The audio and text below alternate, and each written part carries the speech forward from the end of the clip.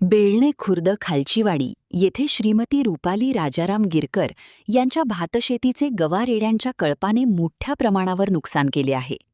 गेल्या काही दिवसांपासून बेळणे खुर्द गावालगतच्या जंगल परिसरात 10 ते 12 गव्यांचा कळप वावरत असून रात्रीच्या वेळी हा कळप भातशेतीमध्ये घुसून पिकांची मोठ्या प्रमाणावर नासधूस करत आहे. गव्यांच्या वाढत्या उपद्रवामुळे बेळणी खुर्द परिसरातील अनेक शेतकरी हवालदिल झाले असून भातशेतीचे मोठ्या प्रमाणावर नुकसान होत असल्याने शेतकऱ्यांमध्ये चिंतेचे वातावरण आहे. या पार्श्वभूमीवर वनविभागाने तातडीने लक्ष देऊन गवारेड्यांचा बंदोबस्त करावा, तसेच बेळणी खुर्द गावातील नुकसानग्रस्त शेतकऱ्यांच्या शेतीची पाहणी करून शासनाकडून योग्य ती नुकसान भरपाई मिळवून द्यावी, अशी मागणी सरपंच अविनाश गिरकर यांनी केली. नुकसानग्रस्त भातशेतीची पाहणी केली.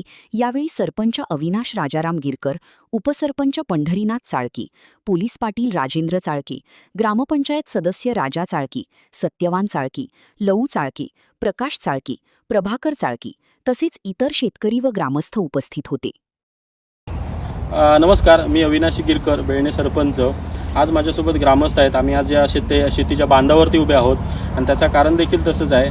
आज गेले 8 ते 15 दिवस आमच्या या शेतीचं आर्थिक पूर्णपणे नुकसान केलं जात आहे गवरेड्यांच्या कळपापासून. तर आम्ही ही जे नुकसान केलं जात आहे त्याची आम्ही दखल वनविभागाकडून घेतली गेली. त्यांनी नुकसान भरपाईची आम्हाला ग्वाही देखील दिली आहे. अद्याप आम्हाला नुकसान भरपाई मिळालेली नाही आहे आणि वारंवार जो ह्या गवरेड्यांच्या कळपाकडून आम्हाला जो त्रास होतोय त्या त्रासापासून मुक्तता मिळावी यासाठी काहीतरी शासनाने ठोस उपाययोजना त्यावरती करावे.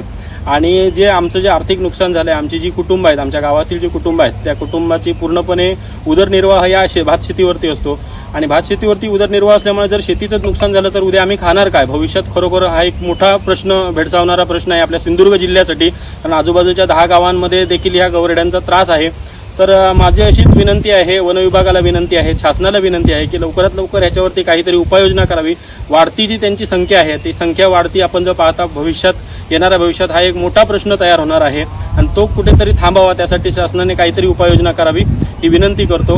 आणि ग्रामस्थाच्या वतीनं मी एकच शासनाला विनंती अशी आहे की आमचं जे नुकसान झालं आहे त्या नुकसानाची लवकरात लवकर भरपाई मिळावी. धन्यवाद. बेळणे गावचे उपसरपंच श्री पंढरीनाथ चाळके. आज आम्ही या क्षेत्रामध्ये शेतीच्या माध्यमातून नुकसान झालेल्या संदर्भात भेट दिली असता गवारेड यांनी बरंचसं नुकसान शेतकऱ्यांचं केलेलं आहे. हे शेतकऱ्यांचं नुकसान सरकारने पाहणी करून योग्य तो मोबदला देण्याचा प्रयत्न करावा व गवारेड्यांचा कसा उपद्रव थांबवता येईल याकडे लक्ष द्यावे. धन्यवाद. जय हिंद, जय महाराष्ट्र. नमस्कार, मी सत्यवान विठ्ठल चाळके, बेळणे ग्रामस्थ, एक सामान्य शेतकरी. आज आमचा सांगण्याचा एकच प्रयत्न आहे की आम्ही जी शेती केली आहे त्या शेतीचं अतोनात नुकसान गवारेड्यांनी केलेलं आहे.